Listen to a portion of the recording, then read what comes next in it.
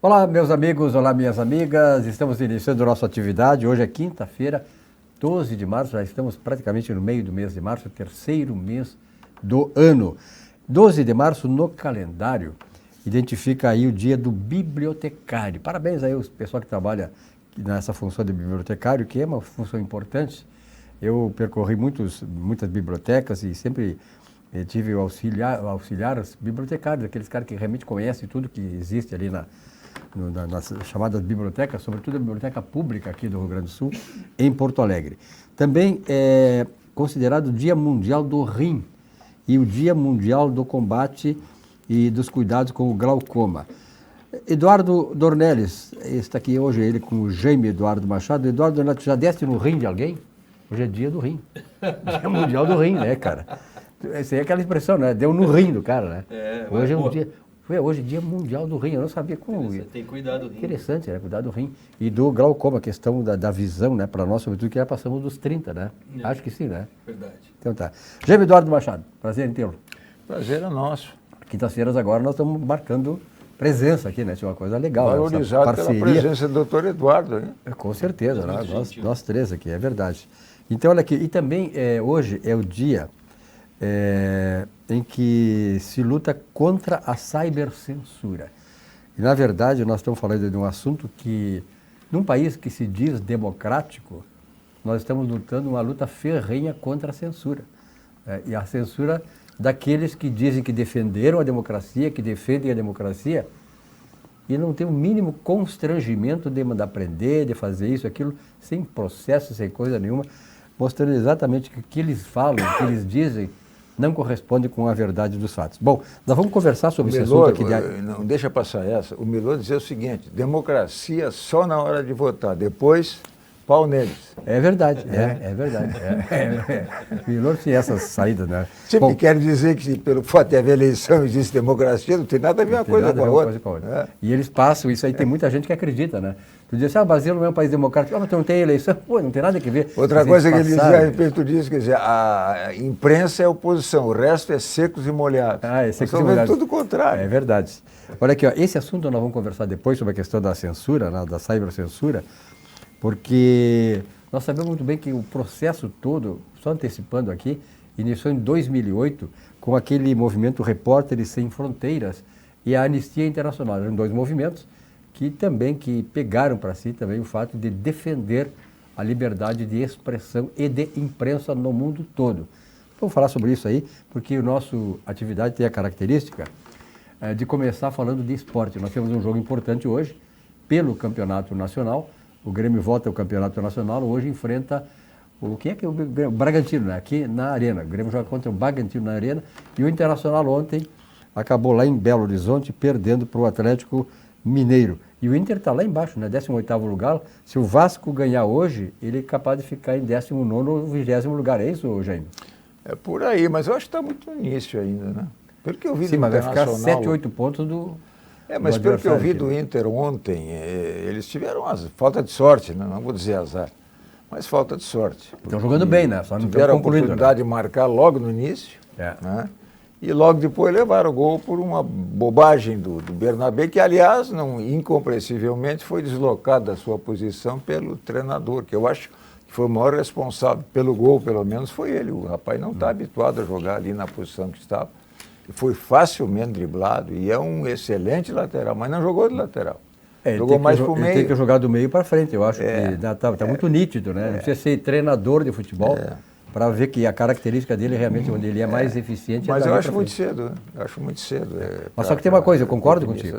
Só que isso abala no começo o time. E aí, para o próximo jogo agora contra o Bahia, aqui no Beira-Rio, não vai ser fácil. Se chega lá pela sexta, sétima rodada, patinando, começa a se preocupar e aí a imprensa vem em cima e aí vem o medo, né? Eduardo Dornelles. É como escola, né? Eu que tenho uma filha de 13 anos, quase 14, digo para ela, tire boas notas no início do ano, para não ter que correr depois no final, para recuperar. E futebol de ponto corrido é assim também, né? Que vai pesando, o passado vai pesando, né? O atrás vem bem pesado. Depois fica correndo por uma pressão, 2 pontos, dependendo do resultado dos outros. Lembra do ano passado, como foi para o Colorado? Na última rodada se livrou, né? Praticamente. Bom, Eduardo, fica contigo a bola. O Grêmio contra o Bragantino, agora às 9h30 da noite. Eu acho muito tarde. Eu, por exemplo, vou ver o primeiro tempo, olha lá se consigo até o final do primeiro tempo. É muito tarde, cara. Nosso tempo era a hora de boate, né? Tá certo, é isso aí mesmo. Quem sabe, né? Então, passa a bola para ele, então, já que ele está engrenado. Então tá, 9h30, Grêmio e Bragantino. Eu acho muito difícil, é um jogo dificílimo, né? O Bragantino, o pessoal fala que é SAF, não é SAF, o Bragantino é uma... ele tem essa forma comercial, né? Com essa empresa energética. Né? Empresarial, né? Empresa de energético. Red Bull, a gente sabe, está na camiseta. Desde 2019, quer dizer, foi antes da criação da SAF, Sociedade Anônima Futebol. E juridicamente é uma sociedade limitada. E o dono é o Red Bull, né, é a empresa.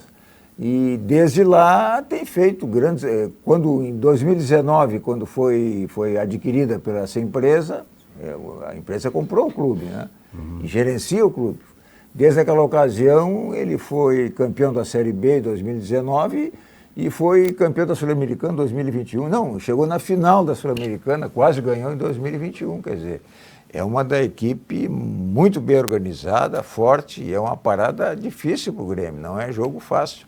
Embora nesse início também não esteja muito bem colocado, mas eu acho muito difícil. O Grêmio vai sem o Arthur, é uma novidade, pelo menos no Grêmio desse ano, porque o Arthur sempre foi o maestro ali do meio de campo do Grêmio. O cara que deu a estabilidade para o William não confirmou muito. Quem deu equilíbrio ali foi realmente o Arthur. E ele não joga, e não vai jogar por várias rodadas agora. E está se esperando, talvez só lá em final de abril ele possa voltar a jogar. E a expectativa é esse Nardoni, que chegou agora e que vai ocupar a posição do Arthur. Tomara que dê certo, mas é um jogo muito difícil, muito complicado. E no início o Grêmio até que está indo bem. Eu diria o seguinte, é aquela balança, né? É a gangorra do Lauro, né? Nosso amigo Lauro Quadros, que quando um está bem, o outro está mal. Quer dizer, o Grêmio está em ascensão, claramente em ascensão, por todas as questões, até pelo fato de ter dado aquilo que no meu tempo chamavam de vassourada, né? Vassourada no Grêmio. Eu cansei de ver isso lá no tempo do Foguinho, ele chegava lá, esse não serve, aquele também não serve. E o Grêmio dispensou 21 jogadores adquiridos pela administração anterior e está com um time novo e está rendendo. E o pessoal que é novo, por exemplo, a zaga, né, essa zaga do Gustavo Martins, que ela é outro, o nome do outro agora não vou me lembrar. Mas são dois zagueiros jovens, o Vieri, são dois zagueiros jovens, inclusive goleadores. Eu vi uma observação muito interessante do treinador do Grêmio sobre os zagueiros. Ele diz o seguinte, que normalmente o zagueiro que tem muita impulsão, né, que é grandalhão, ele não tem velocidade. E esses, o Vieri e o Gustavo Martins, eles reúnem as duas qualidades. São atletas eles vão lá na frente, tanto que tem feito gols, fizeram no Grenal, inclusive o Gustavo Martins. O Vieri fez no jogo anterior. Eles vão lá e voltam. Eles têm velocidade para conter, inclusive, o contra-ataque do adversário. Ele está acertando o time à moda dele. O Luiz Castro, se vocês olharem ali no Google, pega aquela Wikipédia, aquela coisa ali, vocês vão ver que é um treinador que não tem títulos nem em Portugal, a não ser em equipes de base. A especialidade dele é essa. Então ele está mostrando isso, quer dizer, ele está pegando pessoa gurizada lá, vai lá no CT Luiz Carvalho, dá uma olhada, olha, puxa esse aqui, puxa aquele ali, está fazendo uma equipe nova, está fazendo uma equipe nova. Então, voltando à origem, o Grêmio está em ascensão e o Internacional, não vou dizer que está em decadência, o Internacional está no mínimo estagnado, não houve nenhuma melhora em relação ao ano passado. Eduardo Dornelles, Grêmio e Bragantino, qual é a tua visão sobre esse jogo daqui a pouco? O nosso querido Jaime já disse muitas coisas, né, praticamente tudo, e essa falta do Arthur aí realmente desorganiza o meio de campo do Grêmio. Vamos ver o que vai acontecer, se vier com muita fome esse Bragantino, vamos ver como é que o Grêmio vai se sair. É a única coisa que eu posso dizer sobre isso, querido, é esperar o jogo e torcer para que o Grêmio se saia bem. O Internacional, sabe falar sobre o Inter? O Inter jogou ontem e perdeu para o Atlético Mineiro. Mas eu acho que o Zé concorda. Eu também assisti. Concorda comigo que o Inter está jogando bem. O Inter tem. Antes do Grenal, eu já disse aqui mesmo, que eu vi o Internacional bem mais treinado, tinha jogadas, tinha mecânica de jogo, o Grêmio não tinha isso. O Grêmio subiu após o Grenal, melhorou muito.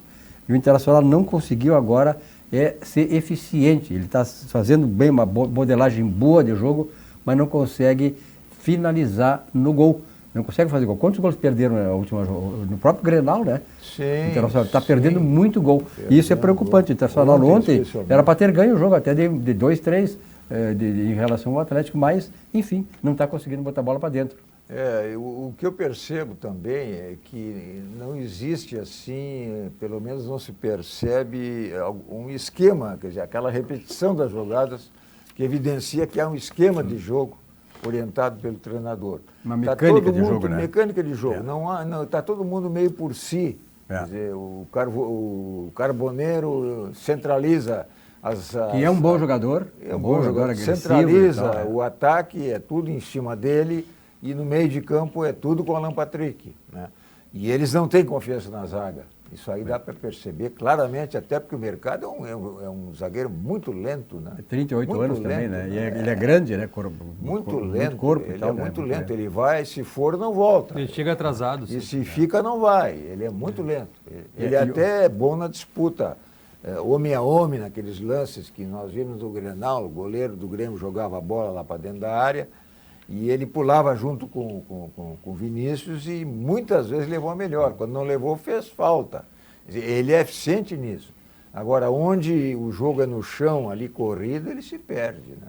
Aliás, ontem disseram que ele não jogou, que ficou na reserva, porque o gramado do Atlético Mineiro é sintético, né? Que teria mais dificuldade para ele. Então, enfim, essa foi a razão que eu ouvi aí.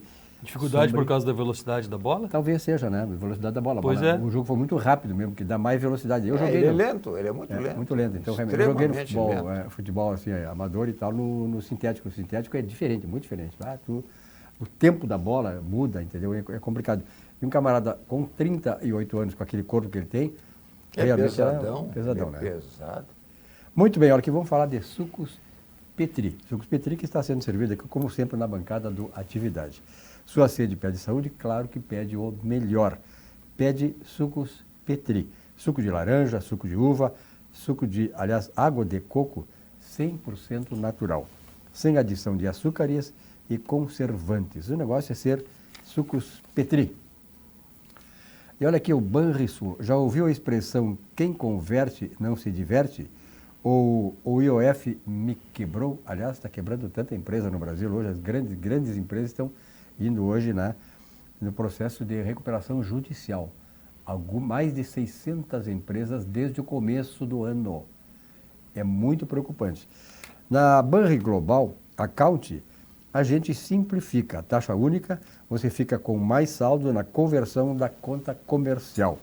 São 5 moedas para você converter. Veja bem, são o dólar, o euro, libra, dólar canadense e dólar australiano. A conta é sem tarifa de manutenção, que é uma grande vantagem. Use em viagens, compras internacionais e free shops. E controle tudo no app Banrisul, Banri Global Account. Simule, converta e acompanhe. É prático, é transparente e vai direto ao ponto. Confira e converta. Abra sua conta agora no app Banrisul Multimoedas. De verdade para seu dia a dia global. Acompanhe aí. Rico baixou, brilhou. Rico baixou, bombou. Rico baixou, facilitou. O app atualizou. O Banri arrasou. Clicou, baixou, facilitou. O app Banrisul tá mais moderno e mais fácil de usar. E tu pode acompanhar a tua vida financeira num só lugar. Baixa o app Banrisul e abre tua conta. Clicou, baixou, facilitou. Banrisul. Olha aqui, eu vou mostrar para vocês o mais charmoso empreendimento da cidade de Porto Alegre. Trata-se do novo empreendimento da Algair Incorporações, o Vila Portal. Um condomínio exclusivo, fica ali na Vila Conceição, na ida para a Zona Sul de Porto Alegre. No coração da Zona Sul, na verdade, e são apenas 18 casas. Assista a mensagem do empreendimento da Algair Incorporações, o nosso Vila Portal.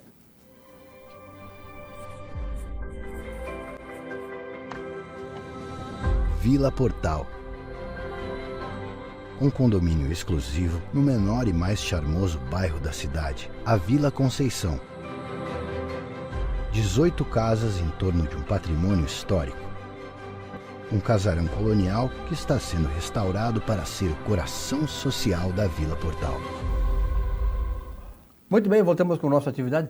Quem puder, olha aqui, dá uma passadinha lá na Vila Conceição, vale a pena ver esse empreendimento maravilhoso lá da Algair, do empreendimento da Algair Incorporações. Realmente essa zona da Vila Conceição, essa Vila Conceição ali realmente é muito charmosa. E o Vila Portal é um dos mais charmosos daquela região toda. Então vale a pena. Você que é investidor, você quer morar por lá também, é importante isso. Jaime Eduardo Machado, qual é a novidade para começar o programa aí? Eu estava vendo hoje, ontem tomou posse o presidente do Chile, presidente eleito do Chile, José Antônio Cast. E o que eu mais ouço é que ele é de extrema-direita, aliás, ele é de ultradireita. É ultra-extrema-direita. Essa coisa de adjetivar, isso aí não faz nenhum sentido, né? Porque, por exemplo, eu nunca ouvi ninguém ser de ultra-esquerda ou de extrema-esquerda, ou é de esquerda ou extrema-direita. Eu já fiz, inclusive, um teste comigo mesmo, né? E em todos os testes que eu fiz, eu fico no centro, fico até envergonhado, dá a impressão que não toma posição. No muro. Né? No muro, humorista, né? Como se dizia, né? Aí, se você diz que é do centro, então você é do centrão. E o centrão é fisiológico. Então eu fui procurar saber qual era por que essa adjetivação desse presidente do Chile. E ele é católico, né? E o programa dele é uma das razões. E o programa dele é baseado principalmente no combate à criminalidade. Isso é uma das razões também. E no combate à imigração ilegal. Por isso que é ultradireita. Foi a única coisa que eu vi com relação a ele. Mas ele é comparado ao Pinochet, que foi um ditador, e ele foi eleito, né? Aquela coisa, né? Democracia na hora de votar, depois pau neles. No caso do Pinochet, ele não foi eleito. Era um ditador, agora ele foi eleito. Esse é o primeiro aspecto a nomenclatura, quer dizer, a classificação que se faz dele. Outra coisa foi a negativa do presidente sul-americano, Luiz Inácio Lula da Silva, em comparecer à posse. Ele foi convidado regularmente. Por quê? Porque o Bolsonaro, filho, né, foi convidado, estava lá, ele não quis ir por causa disso. Parece que o Eduardo também foi. Eu acho que isso aí não cabe, especialmente tendo como ele tem a preocupação de fazer um bloco sul-americano. Quer dizer, é o tipo de coisa que não pega bem, como realmente não pegou. Nem na ultradireita, nem na esquerda, porque não se pode falar em ultra-esquerda, extrema-esquerda, porque não pega mal, né?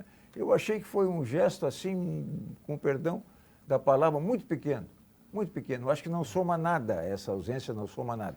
E a imprensa em geral deu pouca ênfase a isso, mas eu acho que isso aí tem uma importância, porque é preciso, especialmente agora, que existe essa preocupação em formar um bloco sul-americano, em contraposição a um bloco europeu ou um bloco do norte da Europa, ter essa coesão, essa união, e o mínimo que se espera é que um chefe de Estado, né, de um país democrático, convidado por outro que também foi eleito democraticamente, compareça à eleição. O que vai acontecer? Na próxima eleição que vier aqui, né, seja quem for eleito, se convidar, ele não vem. Não vem. Dependendo de quem for, né? Vem. Agora, essa questão que tu coloca aí é coisa muito ruim por vários aspectos. Em primeiro lugar, eu acho que o Brasil já está, como os 20 anos quase da esquerda aqui, nós descemos muitos degraus no chamado processo civilizatório.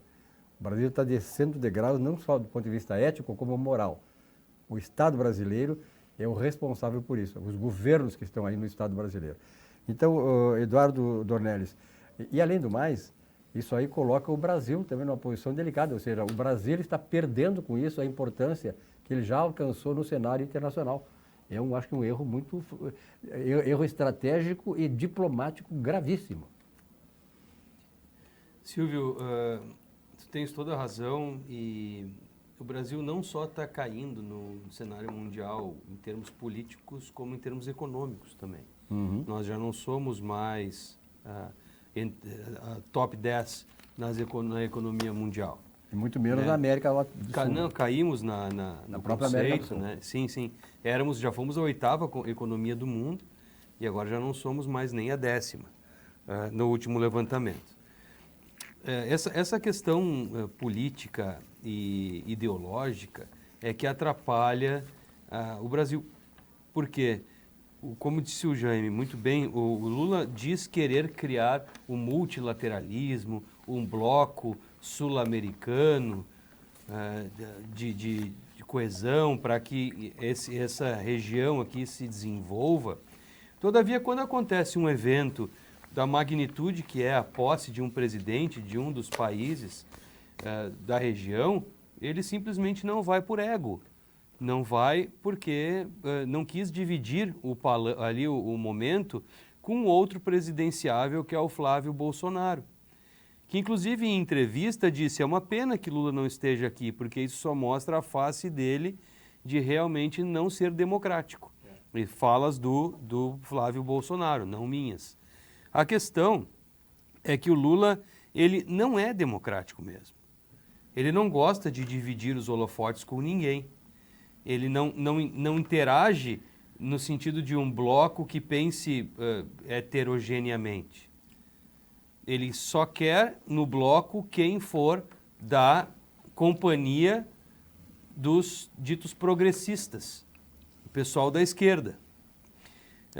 Esse bloco, na visão do Lula, não tem vez enquanto existir países governados pela direita ou, como diz, pela ultradireita ou extrema-direita. E essa questão da extrema-direita que o pessoal da esquerda fala é que quando eles medem a régua da política, eles colocam o meio da política extremamente para a direita. Então, tudo que vier de lá para cá é esquerda ou social-democracia. E sobra um pedacinho bem pequenininho lá no canto para a direita. Então, qualquer pessoa que não for social-democrata ou não for esquerda, naturalmente vai ser extrema-direita, porque é o único espaço que se deixou para as pessoas que não comportam, que não podem ser caracterizadas como de esquerda ou de social-democrata, ou a direita permitida, que nem dizem. É uma situação muito difícil que realmente torna o país pequeno no cenário mundial. É aquela questão de o Brasil é o país do futuro, mas quando é que esse futuro vai chegar, Silvio? É verdade. Nós temos que decidir o que está na frente, se é a questão política ou se é a questão econômica. Quando se fala em bloco, que bloco está se falando? É bloco econômico da América do Sul, é o bloco político. No caso, fica evidente, em se tratando de uma ausência, por essa justificativa, está dando prioridade ao bloco político e não ao bloco econômico. E o que interessa para as nações, fundamentalmente, especialmente agora, são as relações comerciais e econômicas. Quer dizer, a política é uma resultante disso e não o contrário.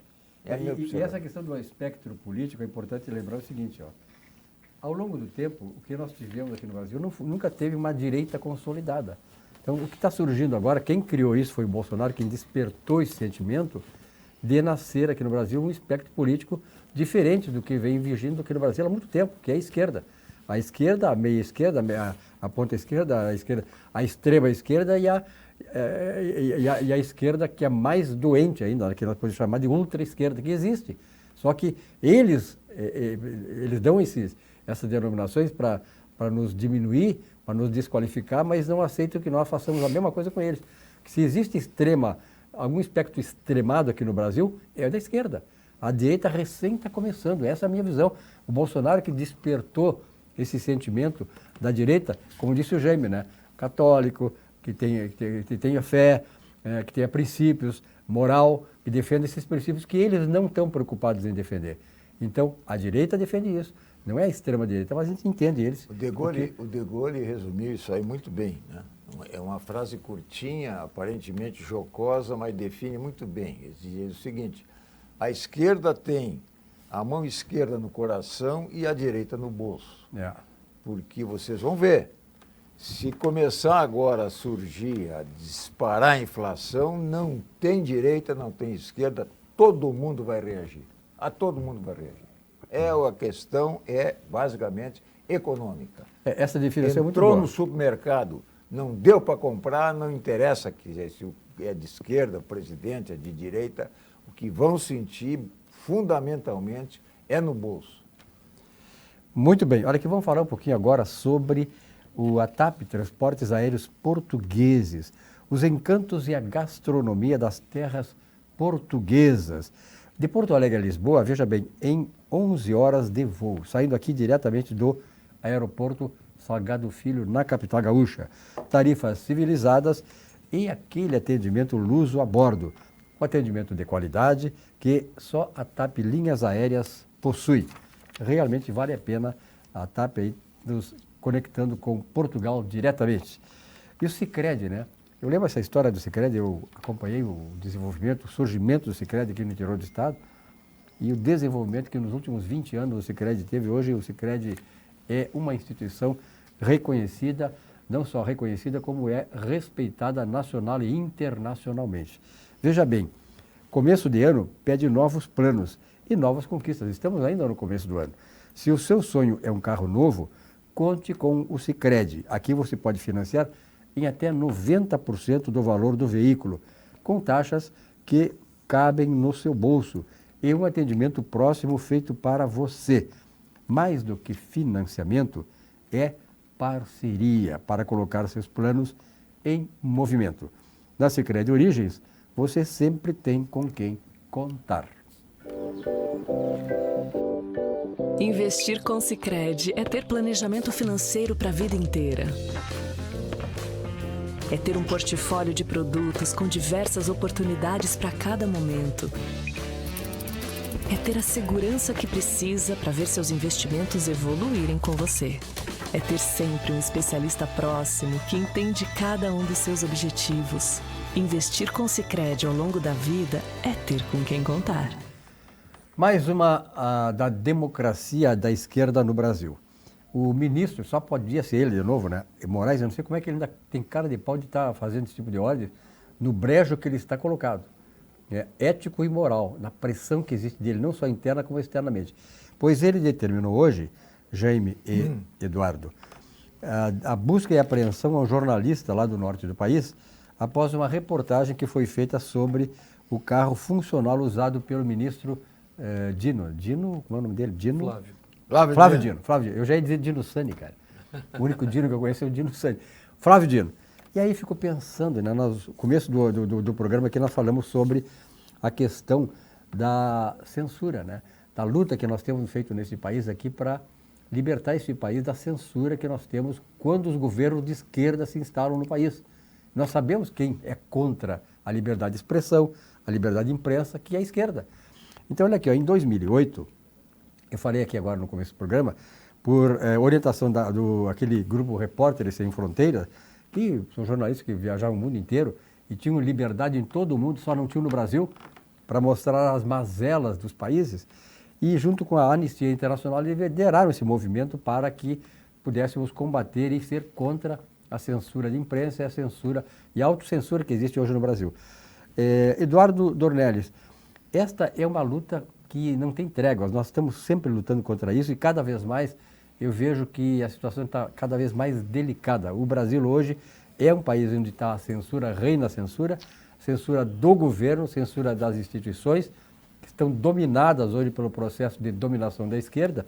E eu não vejo, viu, como jornalista, Eduardo, eu não vejo assim como nós vamos sair dessa situação que nós estamos colocados diante do poder que se estabeleceu no Brasil, com todas as instituições dominadas a partir das Forças Armadas do Brasil, né, para rompermos com esse quadro aí que é realmente muito preocupante.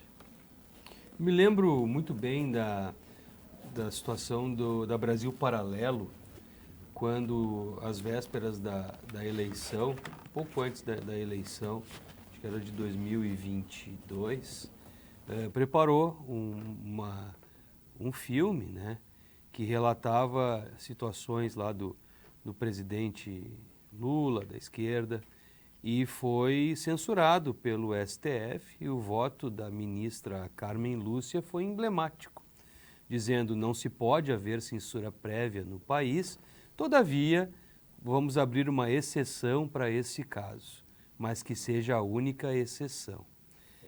Aí esse ano teve a escola de samba falando em tese o enredo seria a história do presidente Lula, que de história do presidente Lula, da vida dele, não teve nada. Foi uma questão extremamente política, atual. Propaganda antecipada. Na minha opinião, sim. E que não foi censurado. O STF, inclusive, falou que isso não seria possível. Né, para ele, não seria possível, porque seria uma censura prévia. Mas para um pode a censura prévia como exceção, o outro não pode nem como exceção. É difícil, Silvio, quando quando o árbitro tem time, tá julgando ali, tá selecionando e presidindo o jogo, sendo que o seu time do coração tá ali competindo. É muito difícil a gente acreditar na isenção do judiciário, que seria, em tese, e ao fim e ao cabo, o ponto final de uma eventual tentativa de censura. Mas, dependendo da situação, é o próprio Poder Judiciário que faz a censura. Então, não tenho a situação, a intenção aqui de ofender ninguém. Ocorre que são os fatos colocados à mesa e aí você de casa pode tomar sua própria conclusão. Se o Brasil vai, nessa configuração atual, ser um país efetivamente democrático e livre ou não. O caso que o Silvio trouxe, né, é o caso do Luiz Pablo, né, esse aí lá do Maranhão, que a gente sabe que o ministro Flávio Dino é do Maranhão, ele foi tudo lá no Maranhão, juiz federal. O cara conhece bem o Dino, né? Juiz federal, foi governador do estado e tal, ele é maranhense. E esse Luiz Pablo fez uma matéria, isso foi no final do ano passado, fez uma matéria criticando o uso inadequado de carros oficiais por familiares do ministro. E pelo que eu entendi, eles estavam utilizando carros que não eram carros ostensivos. E ele, de alguma forma, ele descobriu que eram carros oficiais. Coisa mais grave ainda, camuflados. Né? Coisa mais grave ainda. Isso aí acendeu a ira do ministro Dino, né? E ele se queixou para o ministro Moraes, Alexandre Moraes, que é o dono do inquérito das fake news, que está rolando aí há 7 anos, embora a lei diga que tem 30 dias para o inquérito, mas no Supremo tudo é possível. Então, 30 dias se transformaram em 7 anos. Tudo bem, é bem proporcional.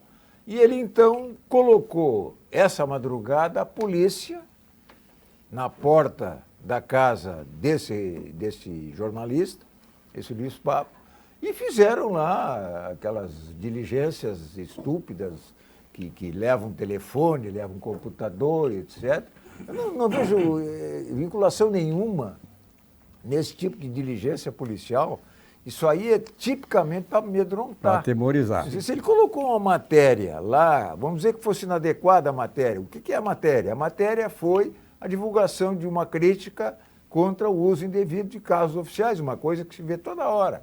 O que tem que ver o telefone celular do cidadão? O que tem que ver o computador do cidadão com essa matéria? Absolutamente nada. Isso é uma coisa repressiva e sem nenhum fundamento legal. Quer dizer, se acontece isso, o que faz normalmente a pessoa? Ela vai se defender, ela vai acusar por injúria, calúnia ou difamação, dependendo do objeto da matéria, né? E depois fica aquela queixa, né, de que o Supremo está hoje com 56% de rejeição. Isso é histórico. E vai subir muito mais ainda, né? Devia, um órgão judiciário de cúpula deveria ter... Que tenha respeitabilidade, né? Que se respeite. 100% de aprovação, pela singela razão de que ele é essencialmente técnico, ele não é político. Mas não, ele tinha 43 de reprovação há alguns meses e agora tem 56% de reprovação. Isso é muito, Aliás, é muito. O uso desse instrumento do medo é tipicamente um instrumento das ditaduras. A história tem comprovado isso. Por exemplo, na Segunda Guerra Mundial, quando a Alemanha estava para invadir Londres, o primeiro-ministro Winston Churchill reuniu o conselho e tal da Grã-Bretanha e para decidir o que iam fazer. Os alemães estavam chegando em Londres. E aí o conselho decidiu trazer para o Churchill a ideia de se fazer mais, de aprofundar mais os túneis que Londres tem lá, de alguma forma liberar para que pudesse colocar a população refugiada dentro dos túneis subterrâneos de Londres. Qual foi a resposta de Winston Churchill? Não, jamais farei isso. O dia que eu fizer isso, a população que entrar no túnel nunca mais vai querer sair, porque ela vai ter medo. Então o medo sempre foi instrumento dos canalhas, dos ditadores, como temos aqui no Brasil hoje, a começar pela chefia da República. Então esse pessoal se acha o dono de tudo. Eu quero ver qualquer dia desse, eu tenho certeza que ainda vou ver isso, a Polícia Federal bater na casa do seu Alexandre de Moraes. Isso vai acontecer, não tem saída. Todos eles vão ser visitados pela Polícia Federal, quando a Polícia Federal estiver do lado certo da vida. Eduardo. Eu tenho a impressão de que existem muitos policiais federais que estão envergonhados. Com certeza. Estão envergonhados de ter que cumprir ordens dessa natureza. A justificativa do ministro Alexandre de Moraes para ordenar essa incursão na casa do Luiz Pablo, o jornalista esse lá do Maranhão, foi de que o jornalista estava, em tese, cometendo crime de perseguição e tornando vulneráveis as autoridades, porque os parentes do ministro Flávio Dino estariam utilizando aquele veículo, não importando, nesse caso, da argumentação se para o bem ou para o mal, ou se devida ou indevidamente, mas estariam num veículo que não era caracterizado, né, gente? Era descaracterizado. Então, exato. Então, nesse sentido, dizer qual o veículo era torna depois para uma outra autoridade que o utilize problemático, porque essa autoridade, ao invés de passar despercebida na cidade, por estar naquele veículo, então já conhecido por conta da atitude desleal, segundo Alexandre de Moraes, desse jornalista Luiz Pablo, passariam a estar com problemas de segurança ou inseguras. O que, na verdade, é um grande engodo, porque o cerne da questão é justamente o uso devido ou indevido de um veículo público. Mas isso parece que não entrou em questão. O que entrou em questão não foi o fato verdadeiro, o uso devido ou indevido do veículo público, mas sim que não se pode falar mal dos intocáveis. Aí é que está o negócio, quer dizer, eles se acham intocáveis e não tem liberdade de imprensa para eles. Aí a democracia não funciona para eles. Quer dizer, a democracia deles o que é? É a censura. Censurar e não deixar que o cara é jornalista. Como disse o Jaime, quer dizer, faz um processo contra o cara, tá, agora não faz o que eles fizeram, faz um processo normal, se acha que é indevido. Agora, uma autoridade, né, Jaime? Passa a palavra agora. Uma autoridade pública, ela é, por ser pública, ela digamos assim, ela deve ser fiscalizada. É obrigação da sociedade fiscalizar. O jornalista exerce exatamente esse papel onde há democracia. Mas onde não há democracia, o que acontece? Acontece o que está acontecendo com a Suprema Corte, que não admite sequer ser contestada, nenhum dos seus membros. Jaime. Não, e se você levar ao pé da letra essa questão da perseguição, esse delírio persecutório, então tem que responsabilizar também os 56% aí que acham que o Supremo está agindo mal, de uma maneira geral. Mas objetivamente, nesse caso do Maranhão, quer dizer, só pode ter havido 3 crimes, ou injúria, ou calúnia, ou difamação. Agora, se você cometeu qualquer um desses crimes, vai responder pelo crime. Agora, o móvel disso teria sido perseguição, Por quê?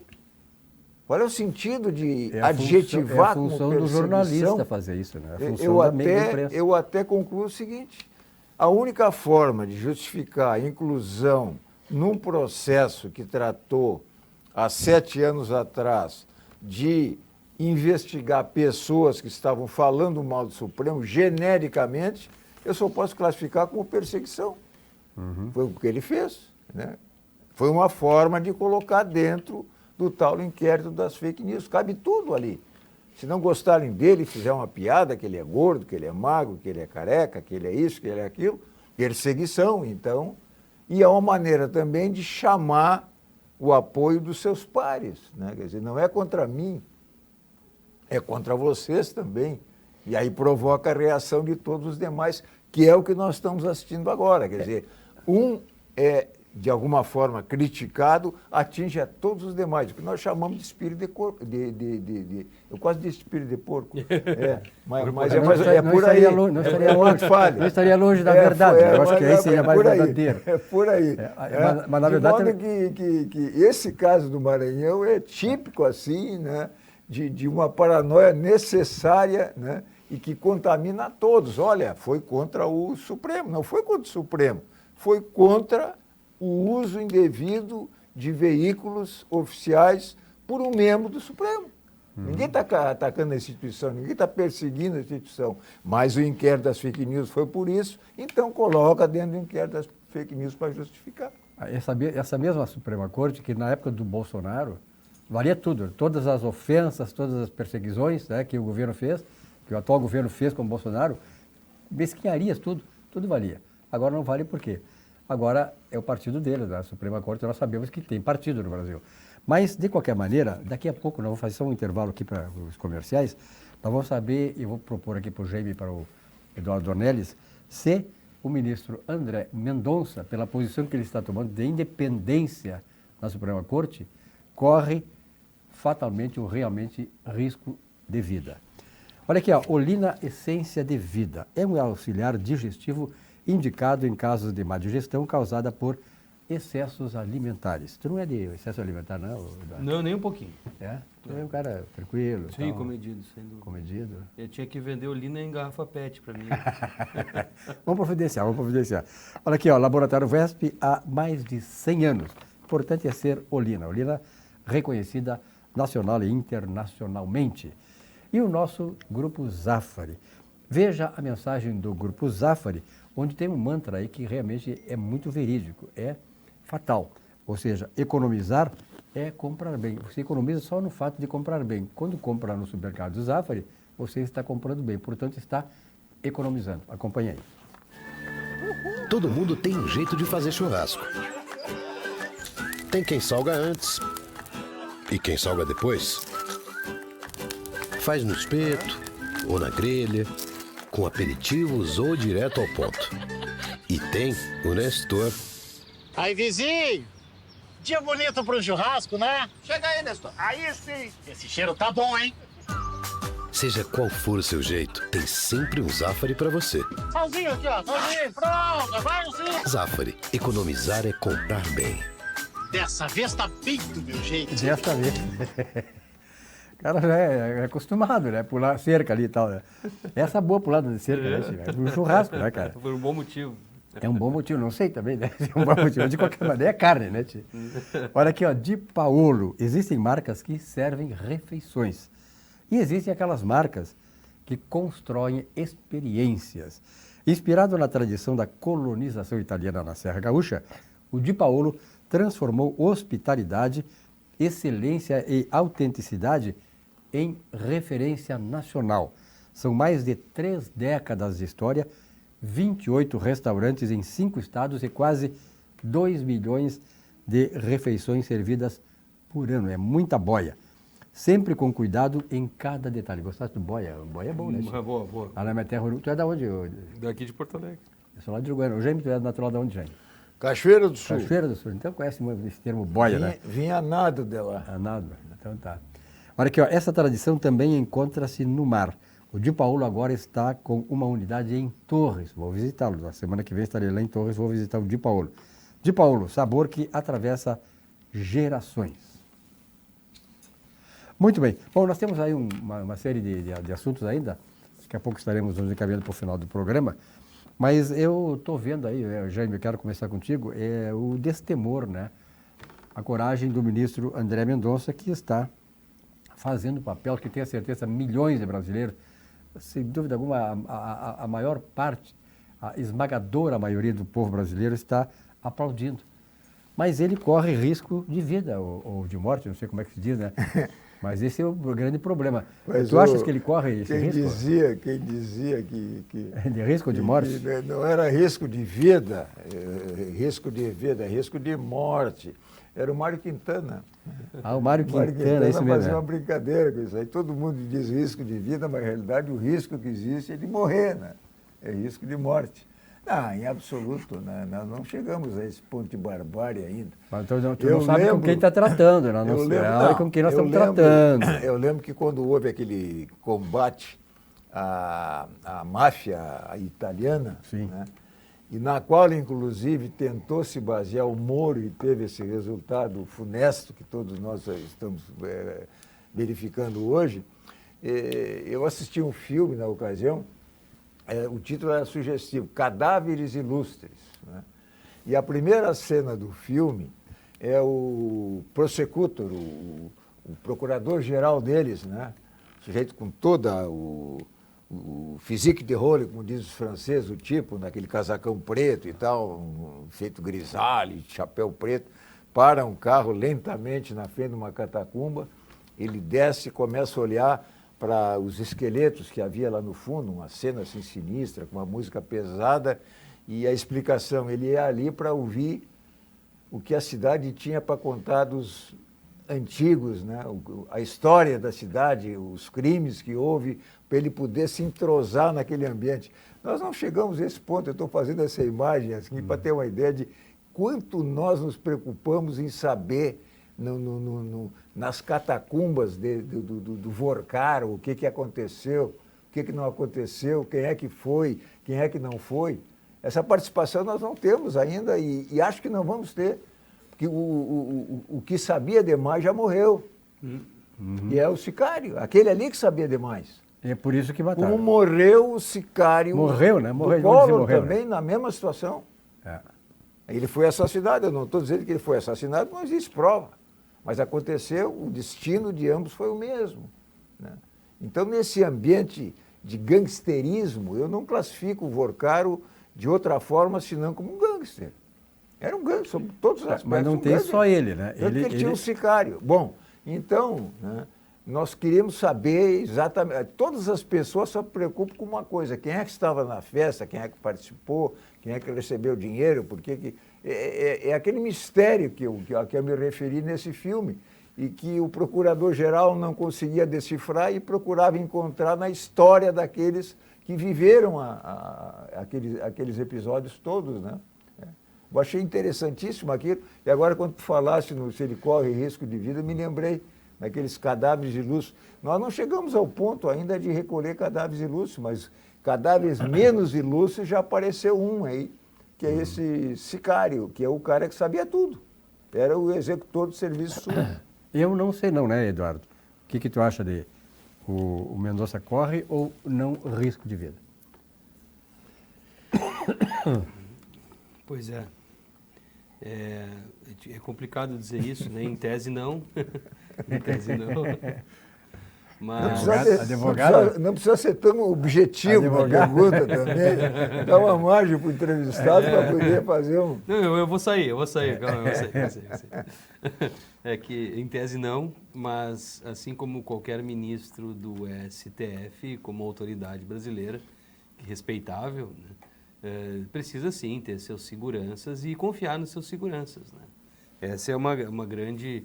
para não ter inimigo na trincheira. Não é por nada que ele está na Alemanha dando essas ordens, não chegou ainda, ele está lá em Frankfurt, né? Claro, cara. Ainda bem que a tecnologia permite isso também. Né? Online. Tudo isso aí até agora foi online. De certa forma isso é bom, né? Até para não ter nenhum tipo de problema, porque a mim me parece que uma sessão do STF parece um jogo de pôquer. Parece um jogo de pôquer. é a poker face, né? Ficam se olhando, nenhum pisca, só falta chegar de óculos escuros, para ninguém saber qual é a próxima jogada um do outro. Claro que nos gabinetes se sabe que antes da sessão se conversam e tudo mais, mas aparentemente o clima não está muito bom lá no STF, né? Existe uma desconfiança geral entre os ministros, isso é nítido, estão à flor da pele as discussões, tanto é que muitas das sessões são virtuais, né? Não são nem presenciais, e isso até é uma crítica que se faz no mundo jurídico ao STF, porque se diminui muito a qualidade jurídica das questões, mas nós sabemos, e aqui na bancada a gente vem falando há bastante tempo, que as questões políticas, as bandeiras políticas que estão sendo levadas ao STF pelos ministros, principalmente os últimos indicados, são evidentes. Então, o juridiquês está sendo colocado para o canto, está sendo escanteado para que as questões políticas venham à tona. Mesmo que os ministros que proferem essas decisões mais políticas tentem, de todas as formas, esconder o viés político, mas é tão evidente que já não se tem mais para onde esconder.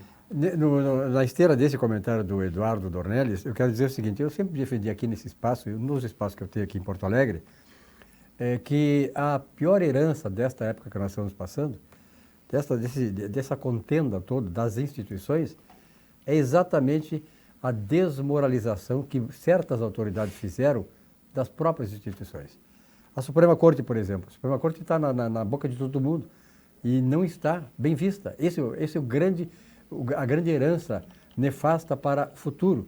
Uma Suprema Corte maculada, manchada. O Ministério Público, a mesma coisa, Congresso Nacional, todas essas coisas, né? A OAB, né? Todas essas instituições estão maculadas porque elas perderam a oportunidade de agir no momento certo, no momento em que a população, que a sociedade brasileira de bem sempre exigiu.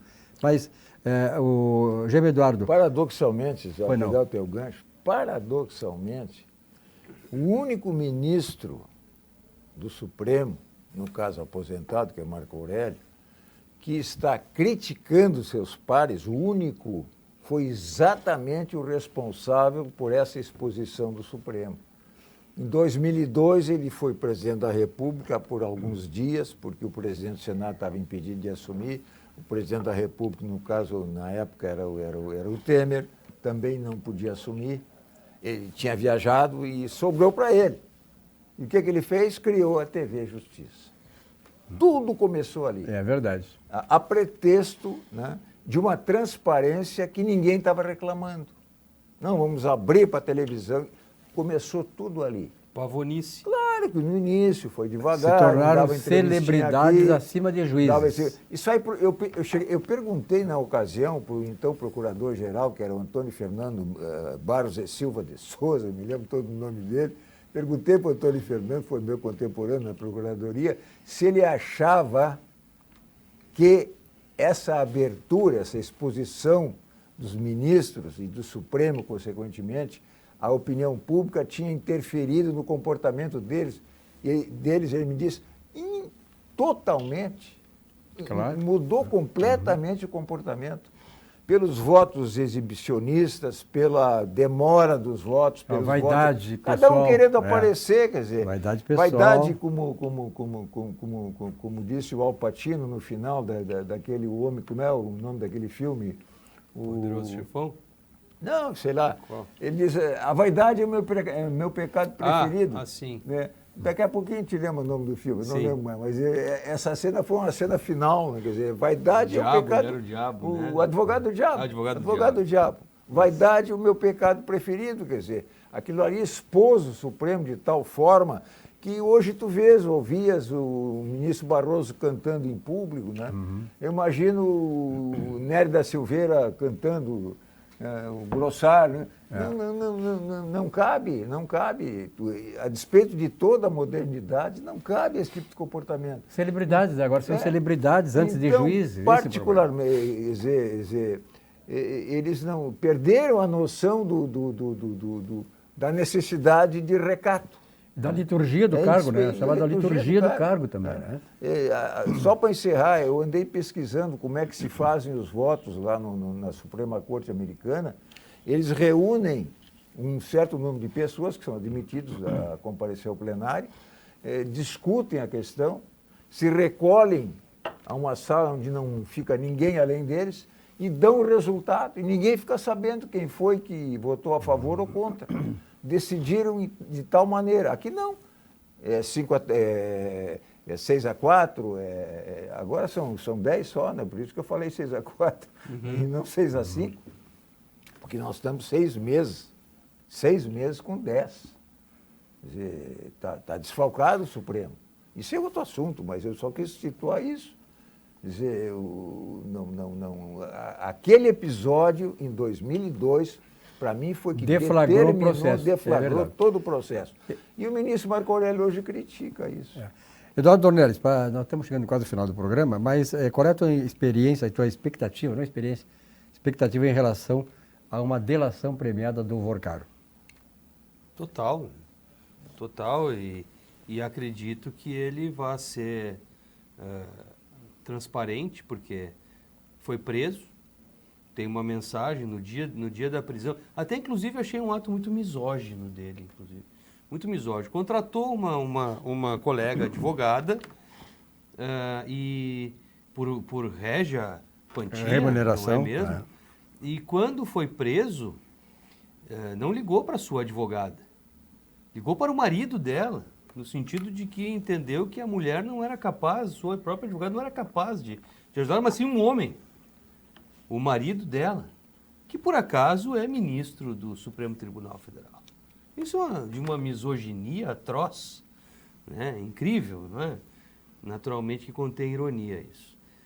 Mas o que eu queria ver é o seguinte, uma paralela que se pode fazer em 30 segundos. Por que se ouve funk no país, no Brasil? O funk dessa pior qualidade que existe, que nem música numa frequência terrível que destrói o cérebro das pessoas. Porque é o que o público, do Brasil quer, gosta. Consome. Então se faz música para um público que gosta daquela música que se faz. Porque nós temos esses ministros do STF que cantam, que dançam, que fazem decisões políticas, que falam no microfone fora dele e depois dizem que não disseram o que disseram. Porque esse é o fruto do espremer do mundo jurídico existente próximo a esse viés político que é alçado ao Supremo quando se abre uma vaga. Assim como se houve funk no Brasil, funk de pior qualidade, os ministros que temos no STF são fruto também do povo brasileiro. O povo brasileiro que tem que mudar essa dinâmica.